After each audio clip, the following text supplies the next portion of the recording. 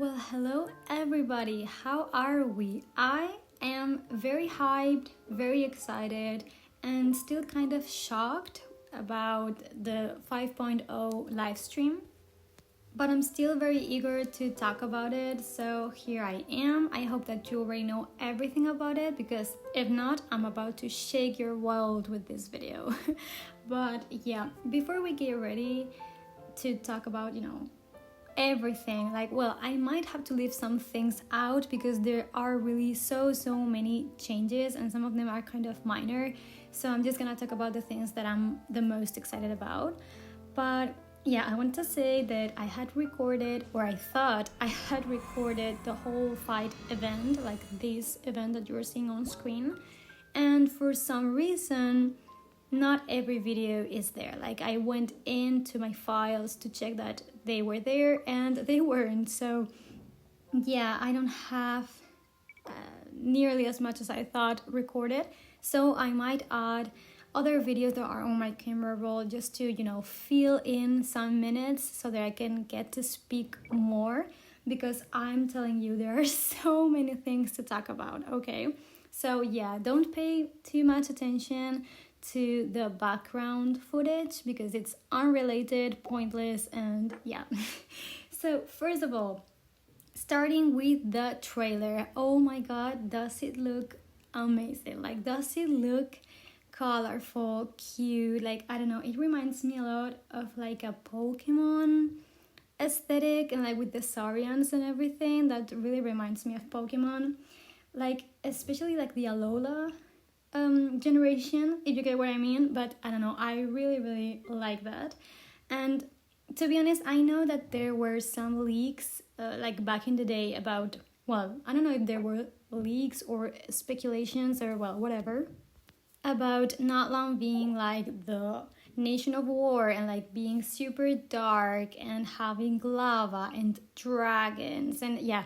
And to be honest, that was cool in my mind, but to be honest, I prefer that it is very colorful because of the cultures in which it's supposed to be taking inspiration of.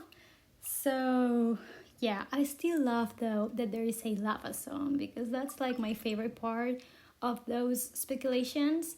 And I still don't know if it will be like a chasm thing, or if it will be like an update for a bit in the future or something. But I don't know, I just I really like it.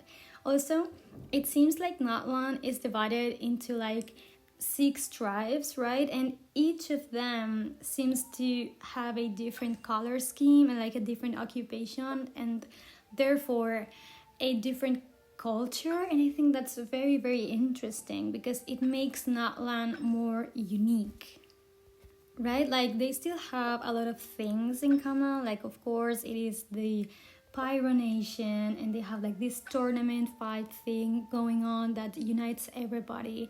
But at the end of the day, each tribe has like their own culture, like their own interests, right? And each territory, I guess, is probably related to a certain element, and thus also a different color scheme, right? And I don't know, I really like that, honestly. I think that it makes Natlan very colorful, very diverse, and I don't know, I just love that. Also, there's this thing called Tribal Chronicle that is different and specific for each tribe. So like, it's like the reputation system, but it's different for each one, and I think that's very cool and interesting. I can't wait to see that.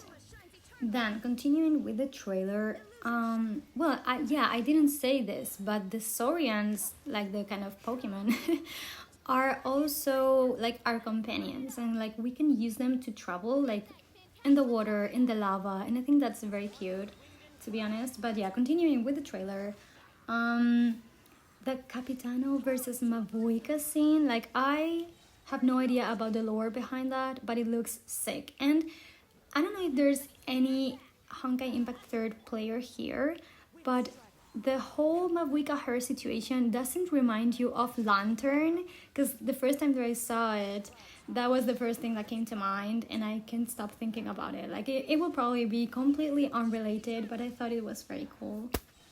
And well, yeah, I can't wait to know more about the lore and, like, you know, the whole fight scene and the tournament. Like, that's actually something that has kept me thinking, because what if this tournament results in a new type of endgame, like something that we can do in co-op, or like, you know, like, I don't know, some kind of competition with friends, with strangers, with whoever, right? But it would be very, very cool, because actually they have been implementing upgrades for all the forms of endgame, right? They are adding new cards to the TCG, new, well, it's not new, but like they're increasing the storage for the teapot. They're adding a harder mode for the Imaginarium Theater. And I just think that the tournament could be a very good occasion to implement an even newer form of endgame that could even, you know, make the game a bit more co-op friendly, because so far we only have like the exploration, and don't get me wrong, that's super fun to do with friends, but I don't know, I think it would be very cool. Okay, now I want to talk about the banners. In the first phase, we're gonna have Moalani alongside Kazuha, and then Kachina as the new 4-star. And I don't know if I should speak about the characters in this video, because I don't know if I'm gonna have enough time. So I'm just gonna ask you this. Do you plan on pulling on any of the new Natlan characters? Or like, what are your, you know, your impressions of these characters so far? I would like to know your opinions. Like, maybe you can leave a comment or something, and in the future, in a future video, I will reveal what I think about them. But so far, I will say that it's interesting. The situation with the newer characters is interesting. And then on the second phase, we're gonna have Kinich and Raiden Shogun. So yeah. Now, this is one of the changes that has me the most excited about, and it's the fact that starting on 5.0, we're gonna have another chance of winning the 50-50. So for example, if you lose the 50-50, there's a new mechanic that's gonna give you like a 10%, I think, chance of winning, which, I mean, it's not that much, but it is something, right? Because losing the 50-50 is very disheartening. So I love that they're implementing that. And if we thought that that wasn't enough, what they did to the weapon banner was actually mind-blowing. Like, I was screaming when I saw that, because I feel like the weapon banner has always been like every player's worst fear, right? But now the fate points have been reduced to 1, making the banner go from horrible, terrible, a nightmare, to being actually very good. I think that people are finally gonna start pulling on that banner, even if they're free to play, because it's gonna be a lot more accessible. And I love them for that, really. That's definitely one of the features that I love the most. But now, speaking of weapons, there are gonna be, of course, new craftable weapons in Natlan, and we are gonna be able to get 3 of them by participating on a web event. That I think that's cool. Like, if you're interested in those weapons, you can participate and just get them. And if you're not, well, I guess you can skip it. Like, it's not that big of a deal, right? Okay, this has me excited as well. But now the Art Conquest are gonna give like more rewards, and I don't think I understood this well. But what I did understand is that if you complete the Art Conquest during the version in which it is released, you're gonna get 500 Primogems, like extra, alright? And it is only in that version, which, I mean, I was a bit sad about that when I heard it. Because, I mean, if you've seen my account showcase video, you know that I'm a slow player, so I was not gonna get there in time at all. But apparently, as long as you've finished the Liyue Art Conquest and you've reached AR 28, you can unlock the Natlan Archon quest on release, which is, oh guys, that is insane.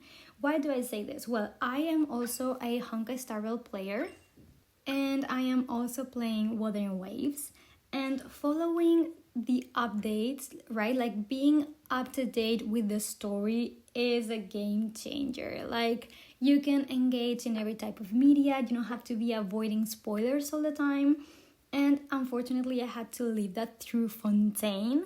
I remember everyone was so excited about it, and I couldn't talk about it. I couldn't participate, right? Because I was still very new to the game, and now I've been playing for like a year or a bit more, and I'm still very, very far from getting to Natlan.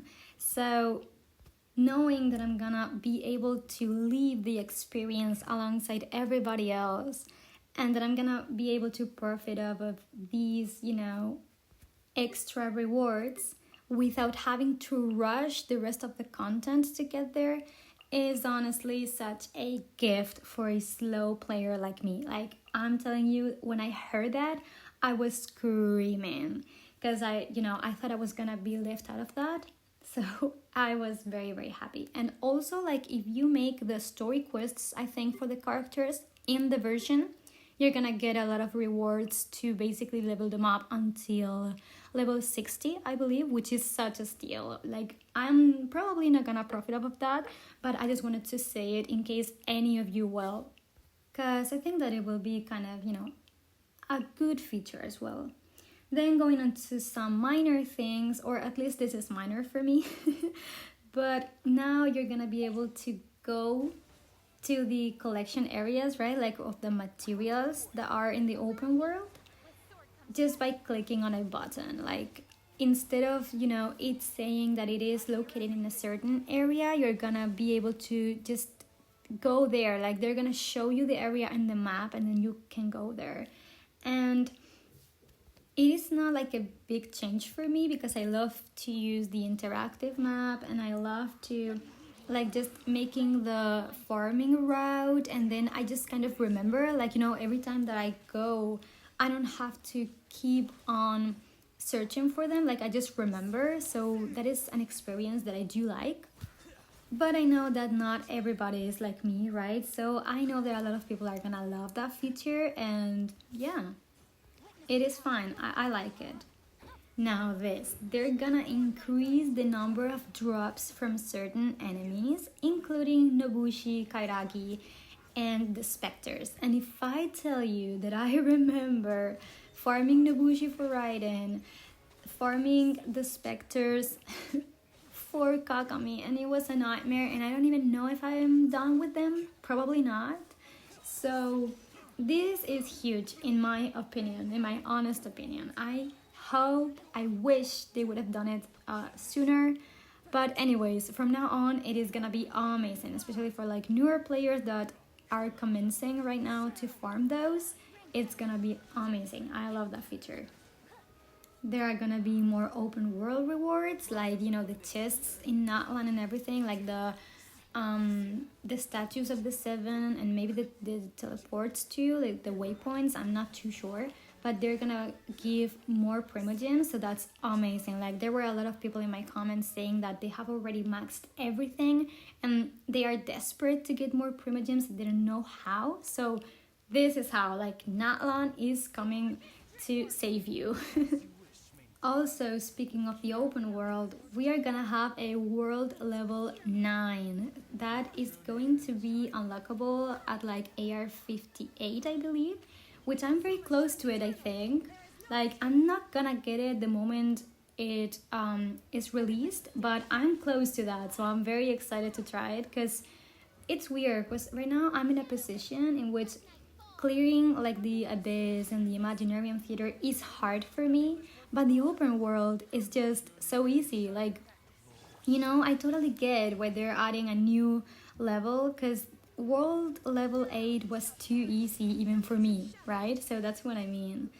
I don't really remember what that implies, like what are exactly the the changes, but I guess that it is basically a harder level with more drops, more rewards, which I think, yeah, I think that's perfect, honestly. I love that they decided to do that.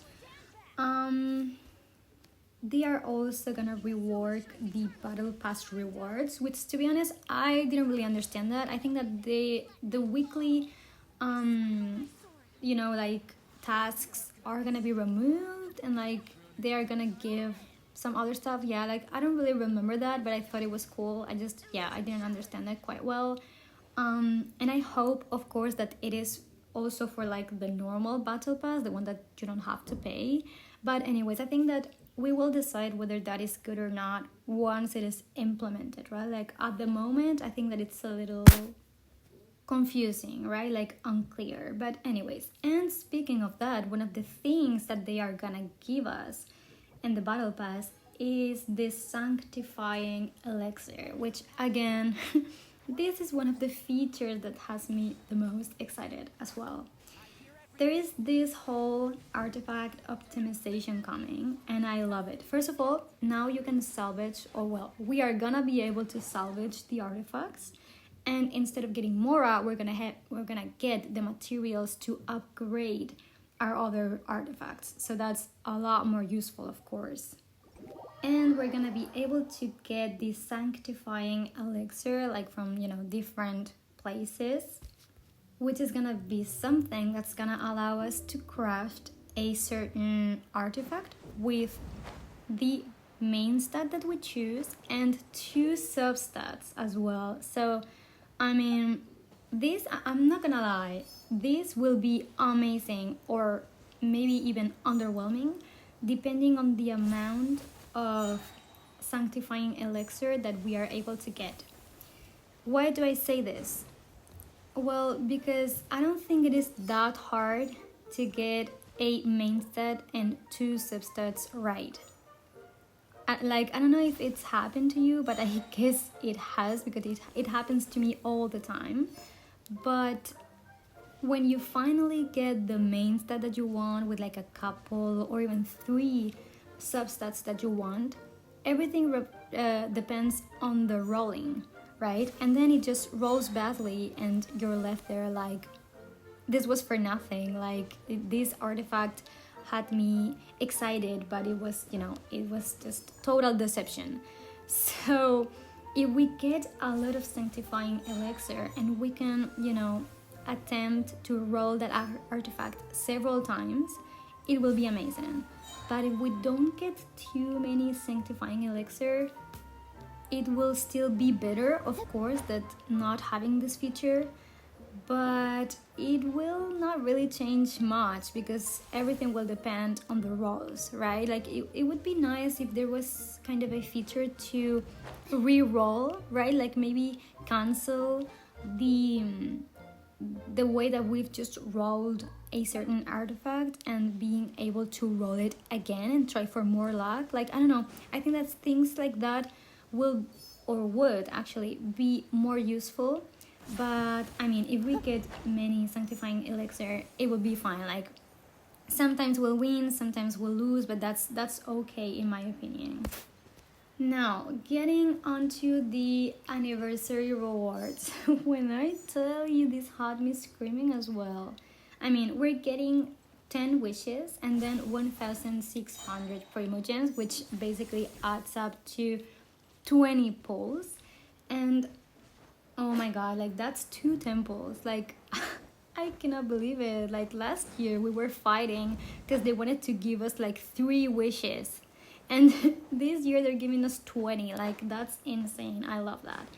And there's gonna be a top-up bonus reset, which I mean I'm not gonna be profiting of that, but I wish I had money to do so because it just seems cool. And like anyone that can do it, I hope that they enjoy the extra crystals and primogems and anything, because it's just insane. Honestly, you get a lot more value of your money. And of course I'm gonna repeat this as I always do, But of course, be careful with spending in a game, right? Like, be responsible with your money.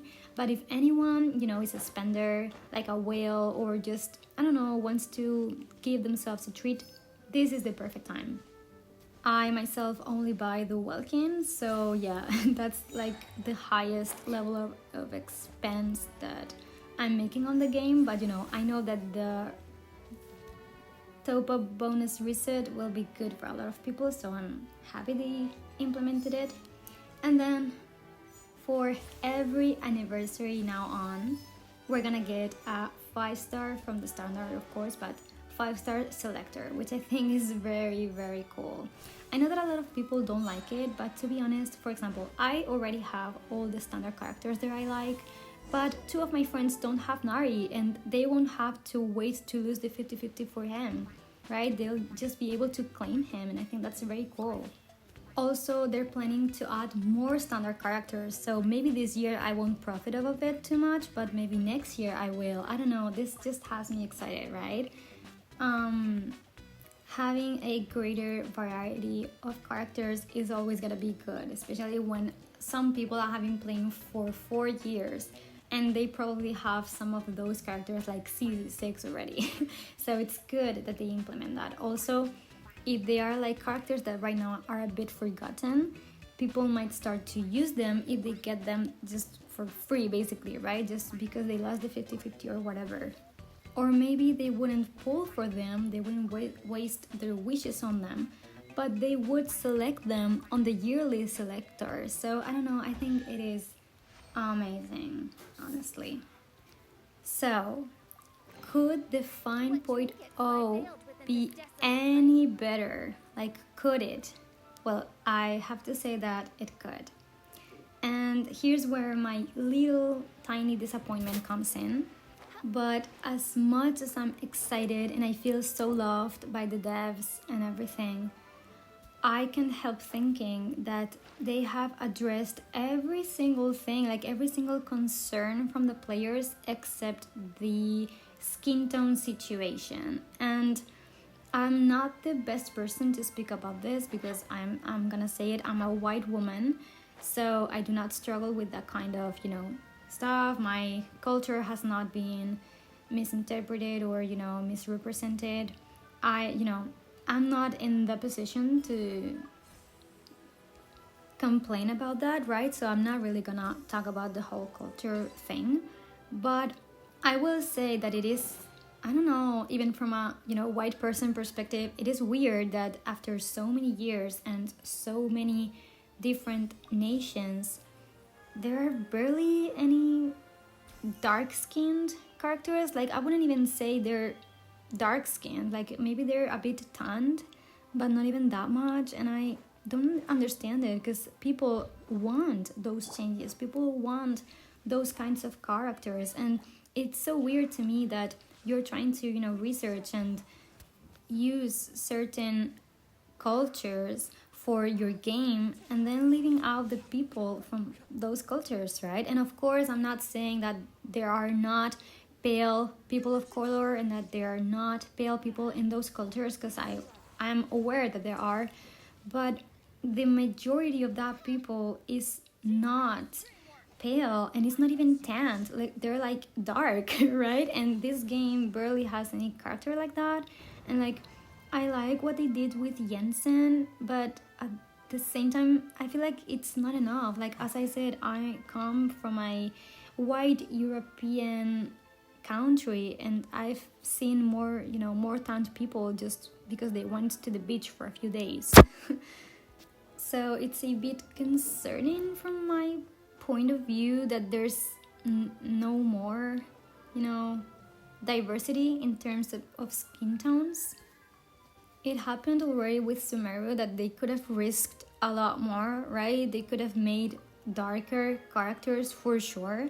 And that's the thing, I'm not saying that, for example, Al-Haytham, Tihneri, Kave are bad designs just because they're pale, because as I've just said, I know that there is pale people from those cultures, right? But it's not that there are pale people concerns me, it is that there are not darker people as well, right? And I guess they tried to fix that with the dessert characters, right? Like with Sino and Tia and Candice, but their tan is so minimal that you know what I mean? Like, I mean, yeah, it was an attempt, and I'm happy that they did that, but they could have done a lot more.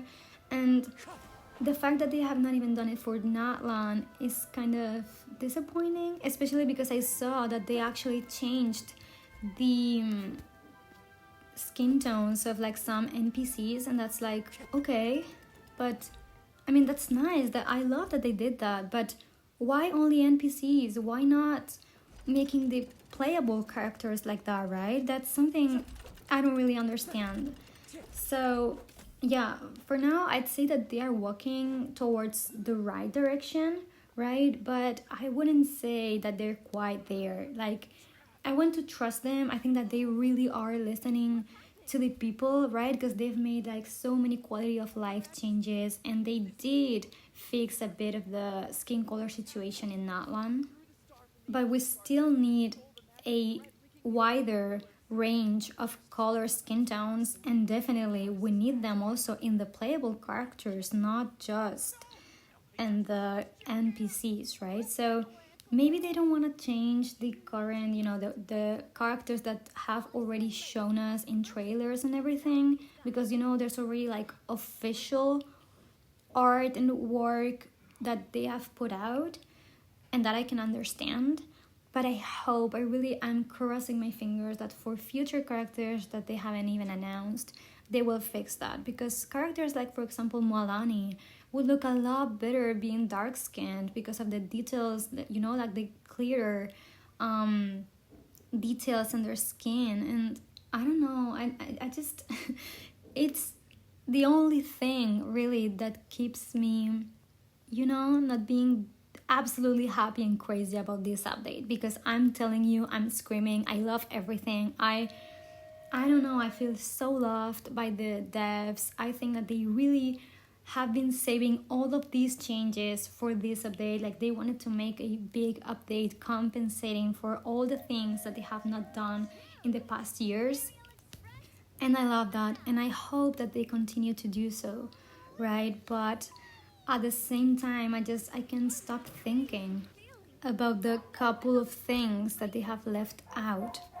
By the way, I'm so sorry if you hear a dog or like any of my neighbors doing stuff. Like, I can't do anything about that. But yeah, continuing with the conclusion of this video, I truly hope that this gets also fixed in the future, because right now it's like I see the first steps into that direction, right? And I'm grateful and I love that they're doing that. But at the same time, I totally understand the people who are still feeling like that's not enough and that there should be greater changes done to that issue, and I totally agree. But yeah, I want to trust them, because honestly, ever since I started playing Genshin, I've been listening, older players just complaining about a lot of things, and I hear them and I agree with some of the things, and I don't agree with some of the things they say. But at the end of the day, Genshin is my favorite game, and I do play other games like gacha games, and Genshin is still my favorite. Like, despite all those things, Genshin remains my favorite, and I just want to see this game being successful and being great, and I want the players to be happy that they're playing the game, right? And I understand that seeing things being taken from your culture and not being, well represented, or leaving the people behind, right? Like, not representing their skin tones is not nice. So yeah, I hope that gets fixed. I loved everything, and see you on the next video. Bye.